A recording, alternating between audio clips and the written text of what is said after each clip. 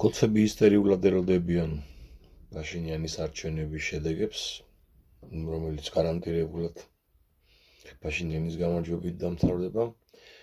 და ეს ამ ისტერიკას აქვს აბსოლუტურად ლეგიტიმური საფუძვლები. პირველი, პაშინიანის გამარჯვებით კოძბანდა კიდევ უფრო დასუსტდება, რადგან დასუსტდება რუსეთის გავლენა კავკასიაზე, ეს ფაქტია.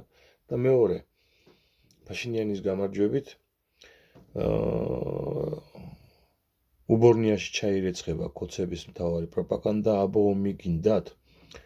პაშინიანმა ყველა საჩვენა, რომ რუსეთს დაუპირისპირდა და ომი არ მოხდა. ვერ მოხდა.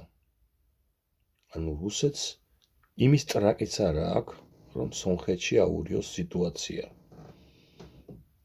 პუტინს პეტერბურგში სამხედრო ბაზაზე უკრაინული დრონების შედეგად გამძვინვარებული ხანძრის ჩაქრობა უჭირს და არათუ სომხეთებში და სხვაგან ომის დაწყება.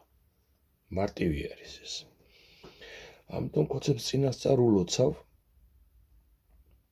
ამ ჩასვრას, რაც დღეს სომხეთში მოხდება რუსული ურდოს დამარცხებით. ჩვენ კი 22 საათზე პარლამენტის წინ ამას ვიზეიმებთ. რუსული ურდოს დამარცხებას სომხეთში, ანუ საქართველოს გამარჯვებას, კოძბანდის დასუსტებას და ბოლო ჟამში გადასვლას. გავრცელეთ ეს ვიდეო ბევრმა ნახოს.